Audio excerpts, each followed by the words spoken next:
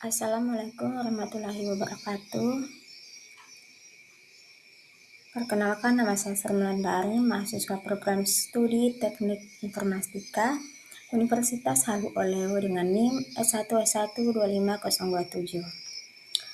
Pada kesempatan ini saya akan mempresentasikan makalah yang berjudul Penerapan Matriks Aljabar Linear dalam Optimalisasi Stok Barang di Toko Retail.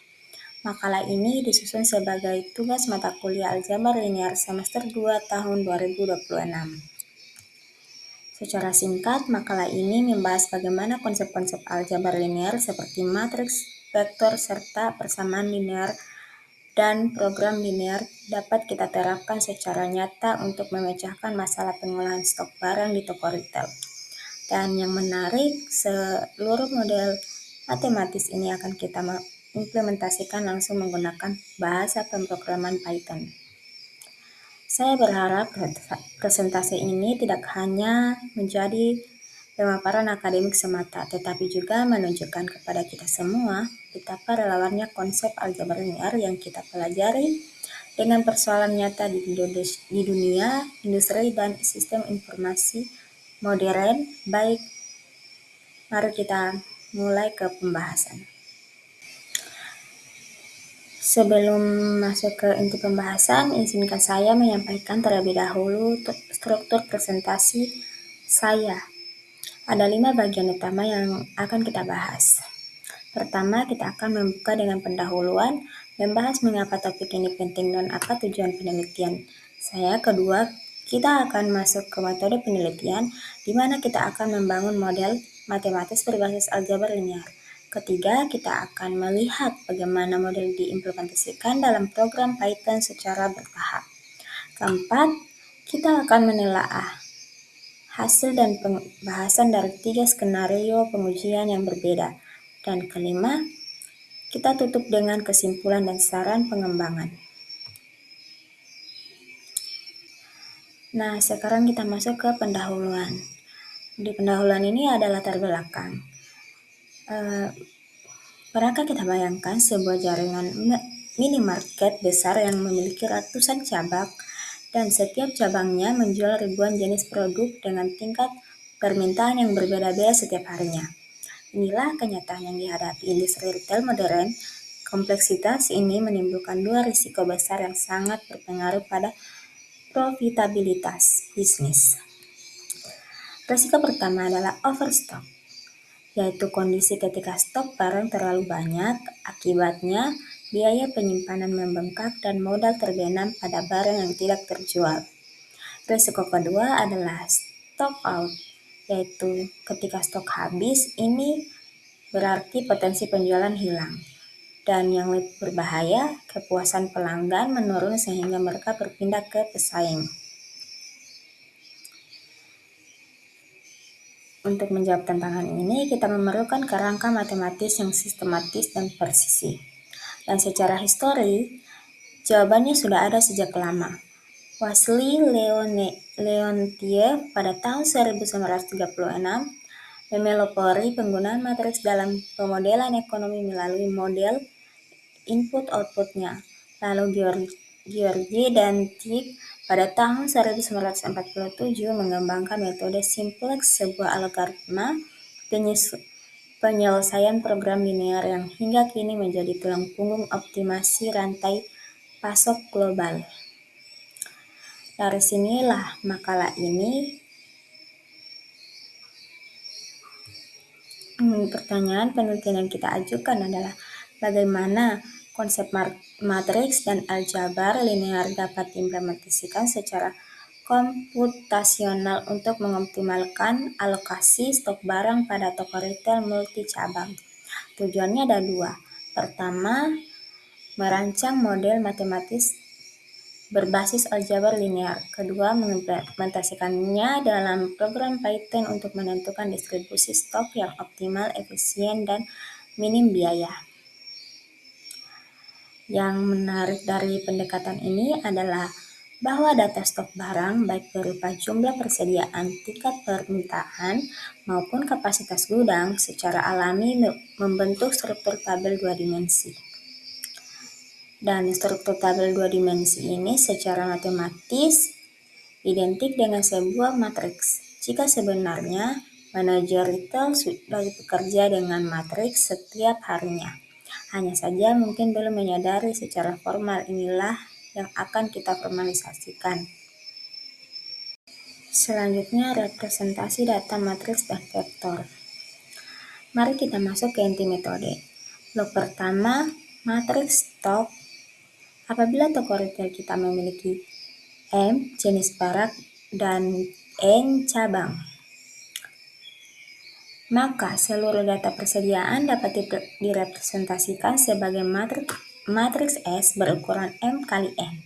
Elemen SIJ pada baris KI dan kolom KJ menyatakan jumlah unit produk KI yang tersedia di cabang KJ.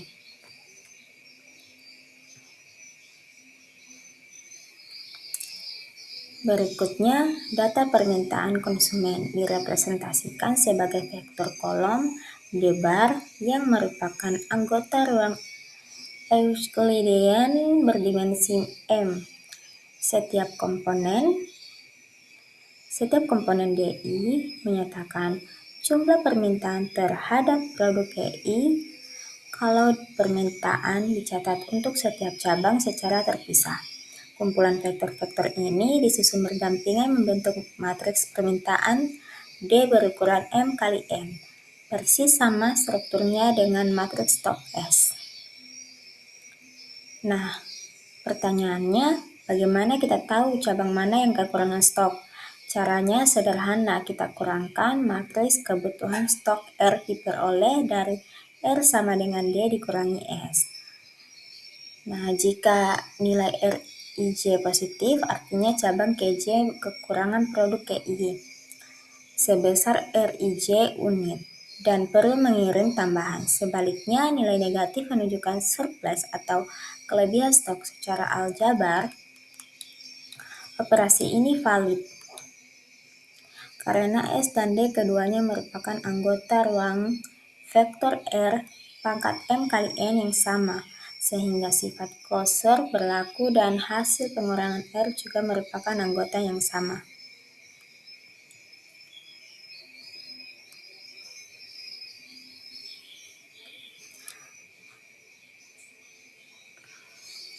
Operasi keempat adalah menghitung total nilai ekonomis inventory. Jika P bar adalah vektor harga satuan setiap produk, maka total nilai persediaan per cabang V dihitung sebagai V sama dengan S transpose dikali P bar. Secara matematis, ini adalah perkalian matriks vektor dengan kompleksitas O dari M dikali N. Sangat efisien, dan yang lebih menarik secara teoritis, fungsi V dari S ini merupakan transformasi linear karena memenuhi sifat aditivitas dan homogenitas. Artinya kita bisa menghitung nilai inventory secara inkremental, misalnya dari beberapa periode pengiriman berbeda tanpa harus menghitung ulang seluruh matriks stok dari awal. Ada satu indikator kinerja penting yang juga bisa kita hitung dari matriks R, yaitu norma Frobenius. Norma ini dihitung sebagai akar kuadrat dari jumlah kuadrat seluruh elemen R. Keunggulannya dibanding penjumlahan biasa adalah norma Frobenius tidak terpengaruhi oleh efek saling meniadakan antara nilai positif kekurangan dan nilai negatif surplus, sehingga manajemen mendapatkan satu angka tunggal yang mempresentasikan tingkat ketidaksesuaian inventory secara keseluruhan. Sangat berguna sebagai key performance indicator. Jadi, sejauh ini kita sudah punya 3 komponen inti: S untuk stok, D untuk permintaan, R untuk kebutuhan, dan V untuk nilai ekonomis. Empat representasi ini semuanya lahir dari suatu konsep dasar aljabar linear, matriks dan operasinya. Inilah fondasi matematis dari seluruh sistem optimalisasi yang akan kita bangun. Selanjutnya, sistem persamaan linear dan program linear. Sekarang kita naik satu level. Bagaimana kalau gudang pusat harus mendistribusikan total stok ke beberapa cabang sedemikian rupa, sehingga seluruh kebutuhan minimum tiap cabang terpenuhi tanpa sisa. Nah, persoalan ini kita rumuskan sebagai sistem persamaan linear. AX sama dengan B. Di sini, A adalah matriks koefisien. Kebutuhan proporsional antara cabang X adalah vektor alokasi yang ingin kita cari. Dan B adalah vektor total ketersediaan barang dari gudang pusat. Solusinya, X bar sama dengan A inverse dikali B bar dengan syarat matriks A bersifat non-singular. Artinya determinannya tidak sama dengan 0. Tapi apa yang terjadi kalau matriks A bersifat singular atau ukurannya tidak persegi, misalnya lebih banyak persamaan daripada variabel? Dalam kasus itu, kita gunakan pendekatan kuadrat terkecil melalui matriks pseudo-inverse. Pseudo-inverse ini diperoleh melalui singular value decomposition atau SPD, yaitu A diuraikan menjadi U kali sigma kali V transpose dan kemudian A plus sama dengan V kali sigma plus kali U transpose. Perlu diingat bahwa stabilitas numerik solusi ini bergantung pada bilangan kondisi kappa dari A, yaitu rasio nilai singular terbesar terhadap terkecil. Jika kondisi buruk, kita perlu regularisasi Tikhonov untuk menstabilkan solusi. Nah, sistem persamaan linear hanya mempertimbangkan kebutuhan minimum. Pada kenyataannya, bisnis alokasi stok juga dibatasi oleh kapasitas gudang, anggaran distribusi, dan biaya pengiriman antara cabang yang berbeda-beda. Disinilah program linear mengambil peran.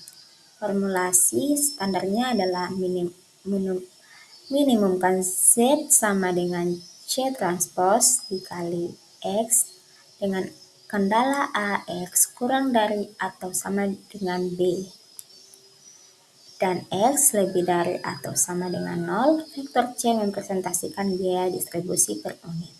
Matriks A mempresentasikan koefisien kendala dan B adalah batas kapasitas serta kebutuhan minimum. Yang sangat berguna dari program linear adalah konsep dualitas. Setiap persoalan primal memiliki persoalan dual yang memberikan interpretasi ekonomis yang penting. Variabel dual yang disebut pseudo-bridge atau harga bayangan mempresentasikan besarnya perubahan nilai fungsi objektif apabila batas kanan suatu kendala berubah 1 unit. Ini sangat berharga bagi manajer. Mereka bisa tahu kendala mana yang paling kritis dan perlu dilonggarkan terlebih dahulu untuk menghemat biaya secara signifikan. Ada juga prinsip komplementernya slackness yang menyatakan apabila suatu kendala tidak aktif, artinya masih ada slack atau kelonggaran, maka pseudo-price-nya bernilai 0. Ini berarti mengubah kapasitas pada kendala yang tidak aktif tidak akan mempengaruhi biaya optimal sama sekali. Prinsip ini akan kita lihat langsung dalam pengujian kasus 2 nanti secara keseluruhan. Proses linear adalah perluasan alami dari sistem persamaan linear dengan tambahan dimensi kendala ketimpangan yang lebih mempresentasikan kompleksitas dunia bisnis nyata. Nah, selanjutnya implementasi program Python. Sekarang kita lihat bagaimana seluruh model matematis tadi diwujudkan dalam kode program Python. Implementasi dilakukan dalam 5 tahap. Berurutan menggunakan 2 pustaka utama, NumPy untuk operasi matriks dan vektor, serta CP modul Optimus.linprog untuk penyelesaian program linear. Tahap pertama adalah pembentukan matriks stok S dan matriks permintaan D. Kita menggunakan numpy.array untuk konversi data input ke dalam struktur matriks numerik. Sebagai contoh, 3 jenis produk beras, minyak goreng, dan gula pasir. Pada 3 cabang menghasilkan matriks 3 kali 3. Dari sini variabel M dan N langsung kita ambil menggunakan atribut shape dan matriks. Tahap kedua, kita konstruksi matriks kebutuhan stok.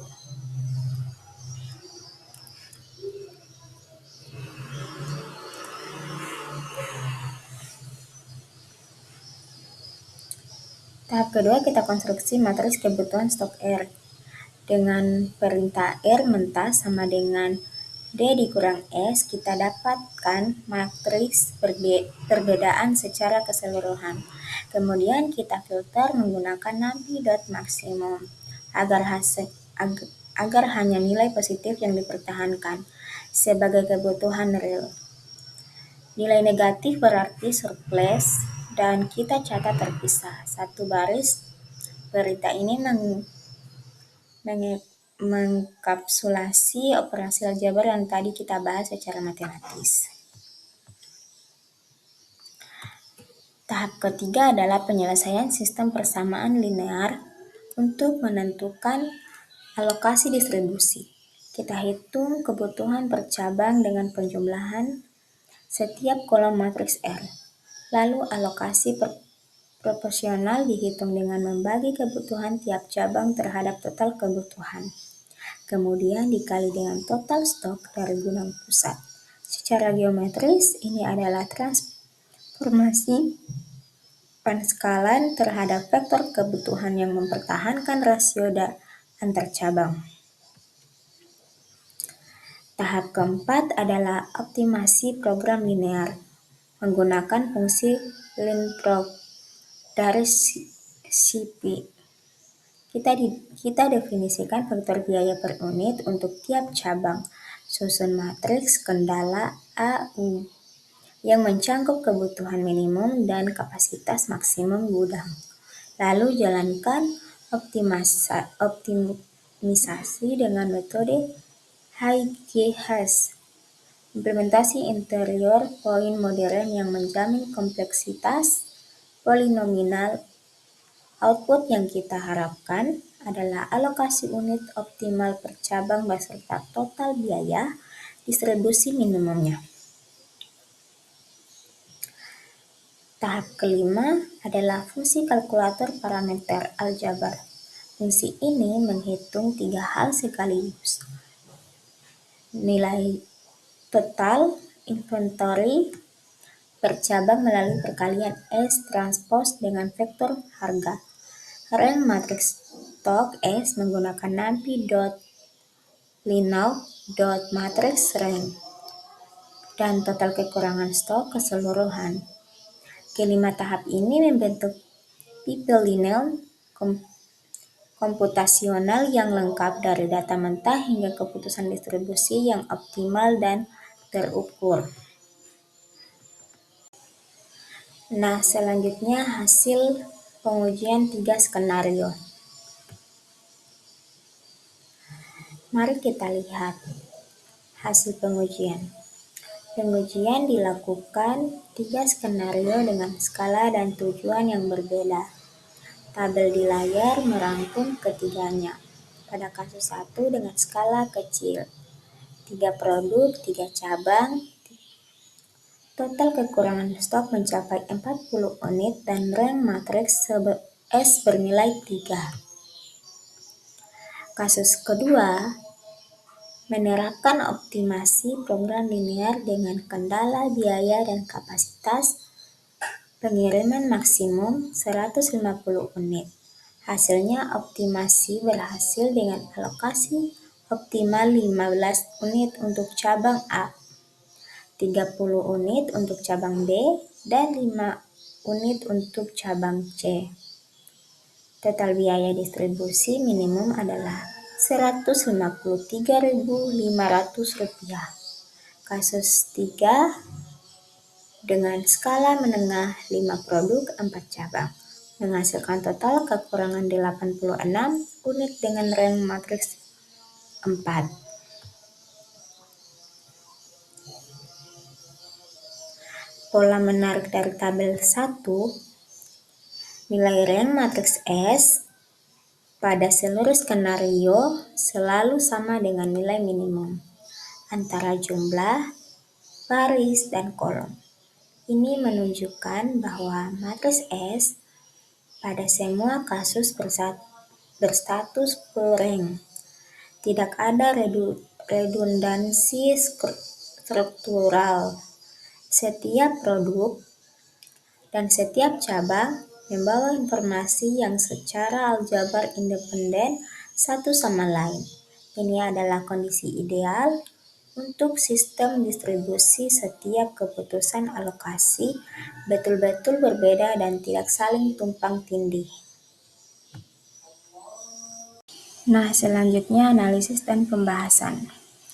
Mari kita perdalam analisis matematisnya. Pertama, karena S dan D keduanya merupakan anggota ruang vektor R pangkat M kali N yang sama, seluruh aksioma ruang vektor berlaku. Komutativitas penjumlahan, distributivitas, dan sifat closure. Secara praktis ini berarti kompleksitas komputasi R sama dengan D dikurang S hanya berorde 0 dan dari M kali N.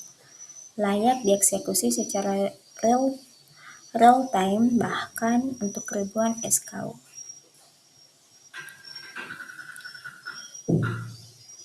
Kedua perbandingan antara kasus 1 dan kasus 2 mengungkap perbedaan filosofi optimasi yang fundamental.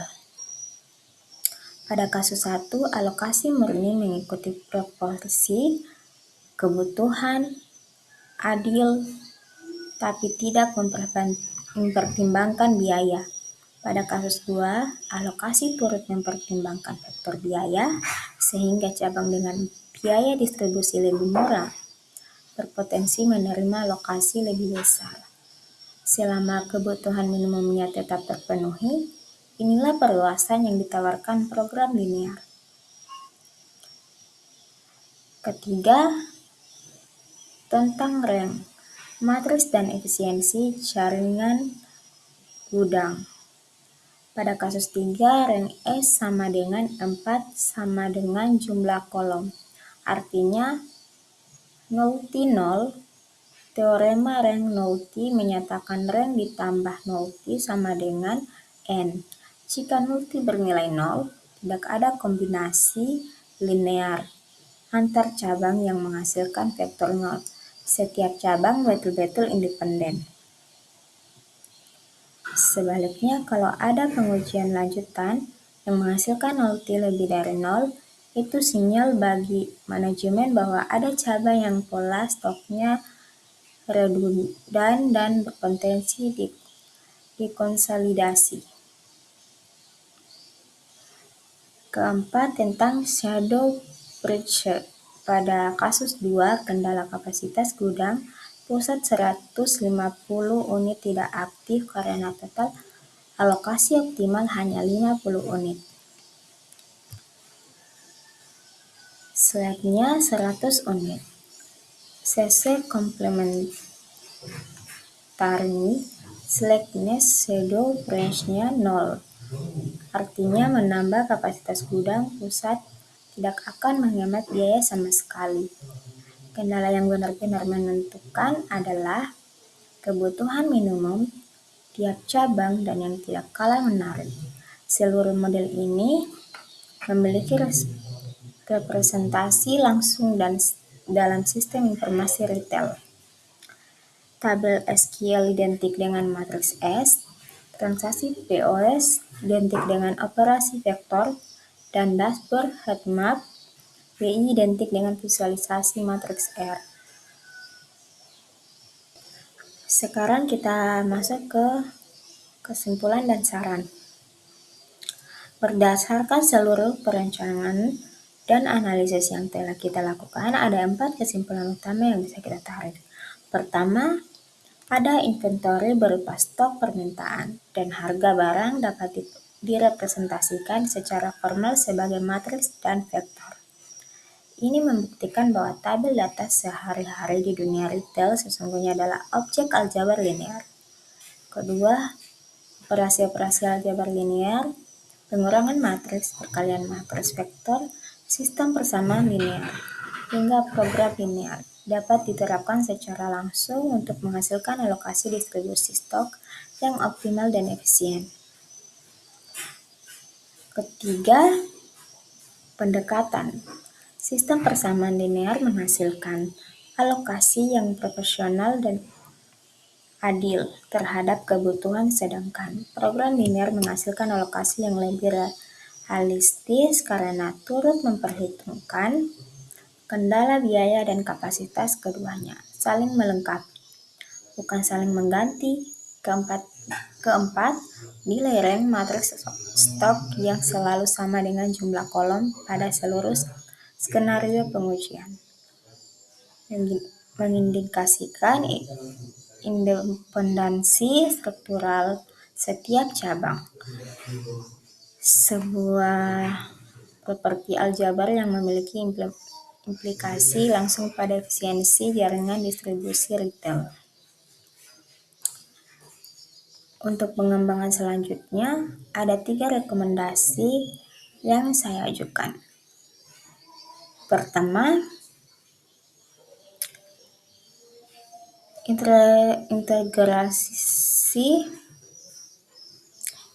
integrasikan model peramalan permintaan atau demand forecasting berbasis matriks time series untuk mengantisipasi fluktuasi musiman. Kedua, terapkan optimasi multi-objektif yang mempertimbangkan trade-off antara biaya distribusi, tingkat layanan, dan risiko stock out secara simultan. Ketiga, eksplorasi struktur data sparse matriks dalam format sparse raw untuk meningkatkan skalabilitas sistem pada toko retail berskala besar dengan ribuan SKU. Sebelum saya tutup, saya ingin menyampaikan ucapan terima kasih yang sebesar-besarnya kepada Bapak dosen mata kuliah Aljabar Linear atas bimbingan, arahan, dan ilmu yang telah diberikan selama proses penyusunan makalah ini. Pembelajaran aljabar linear yang terasa abstrak di awal, kini saya rasakan betapa konkretnya ketika kita melihat aplikasinya dalam sistem informasi dan optimasi bisnis nyata. Demikian presentasi yang dapat saya sampaikan. Semoga makalah ini bermanfaat dan dapat menjadi referensi yang berguna bagi pengembangan ilmu di bidang teknik informatika, khususnya dalam penerapan matematika diskrit dan aljabar linear pada sistem informasi modern. Terima kasih atas perhatiannya. Wassalamualaikum warahmatullahi wabarakatuh.